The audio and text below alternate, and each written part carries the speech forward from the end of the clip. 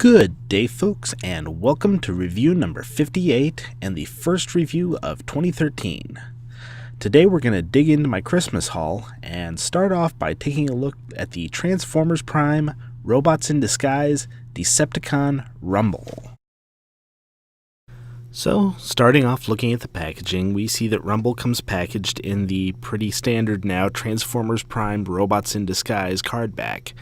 It's got the CGI image of Rumble over here on the right hand side with a large Decepticon logo, and the figure comes packaged in vehicle mode. Because this figure also comes with a DVD, you have the DVD advertisement here on the left hand side. I will apologize though for the condition of the packaging on this figure. You can see it's been kind of bent up here. The checkout belt at Target decided to try to eat Rumble.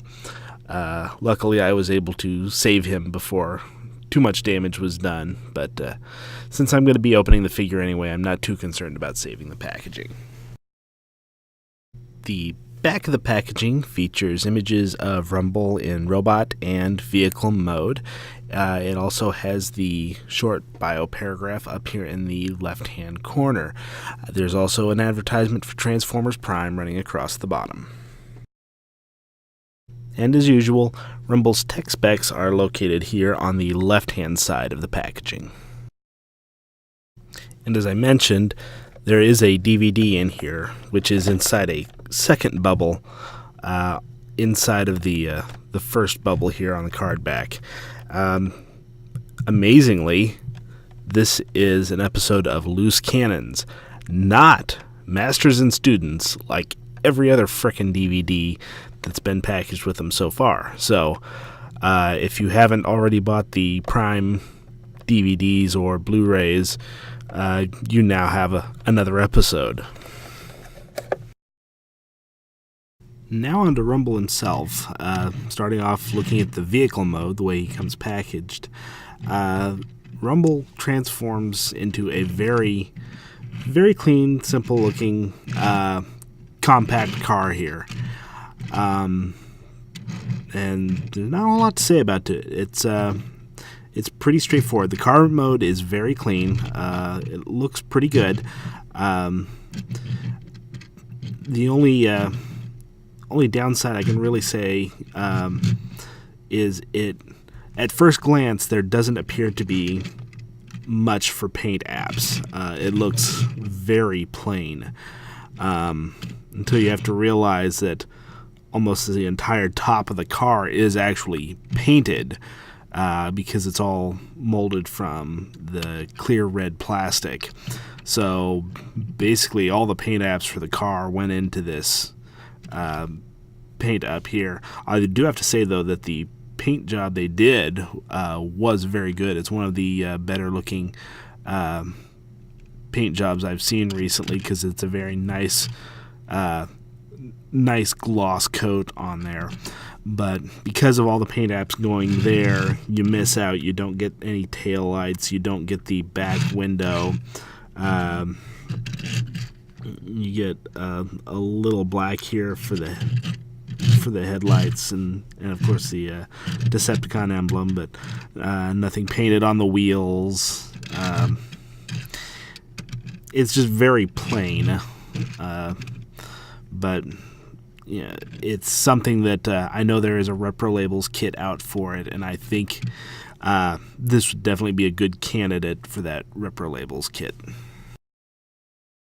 As with just about every figure in the RID line, Rumble comes with weapon ports on the side of the vehicle mode, and in this case you can plug in his pile drivers / cannons into his vehicle mode to give him an armored up or a weaponized vehicle mode, which compared to some weaponized vehicles we've seen, kind of in particular the wheeljack mold, this one looks pretty good with the weapons on it. So I'll give him a point for doing a good job with the weapons on the vehicle in this figure.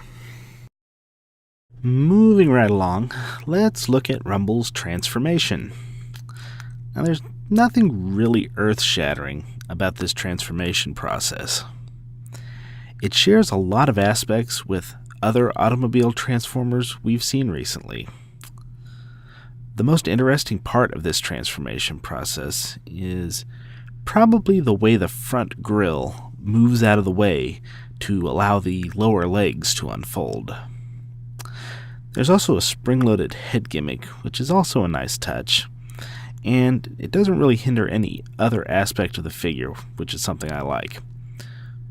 However, despite not really showing much new innovation, there's really nothing wrong with this transformation either. Everything this transformation process does, it does well. So, overall, Rumble is a good, solid transformer without a lot of needless complication. So here we have Rumble in his robot mode. And I really was impressed with the way this guy turned out. Typically with these kind of late wave, non-show characters, you kind of get some molds, but this guy really did turn out well. There's several homages to the original Rumble in here. You've got kind of the almost reminiscent of the tape reels in his pecs here, although you also get this kind of a face in there too. But you get the general color scheme of Rumble, albeit a bit brighter blue than the original show character. But they even did some neat things here, like if you look at the parts that are sticking up on his back, molded into them are the guns that were present on the G1 toy.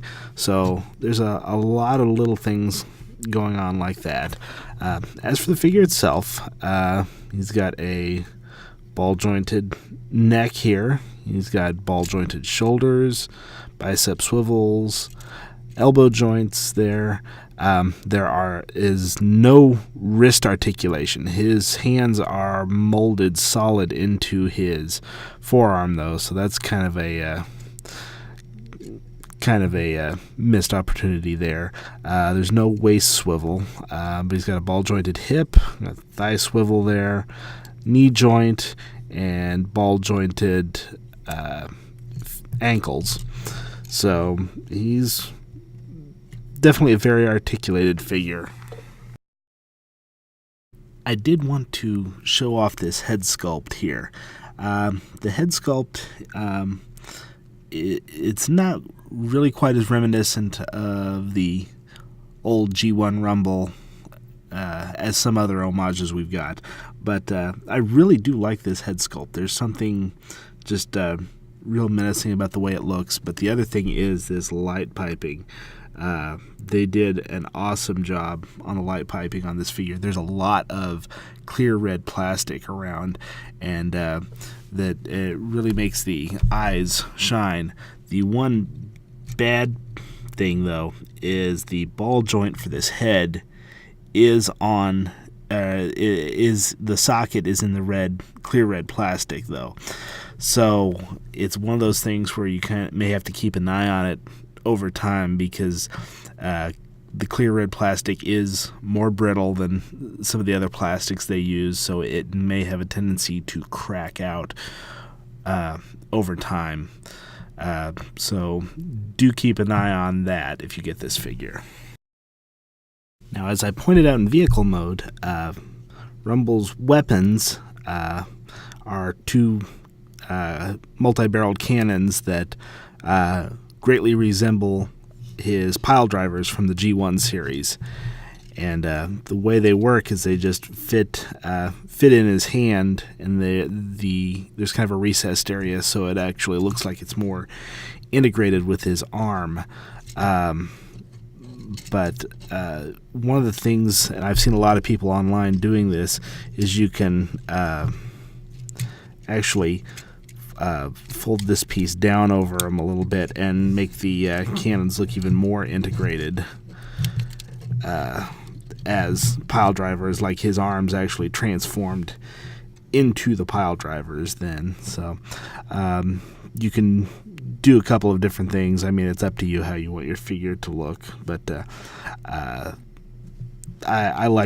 happen to like this look, as if he was getting ready to open up a canyon to suck Bumblebee into it or something. But those are his weapons.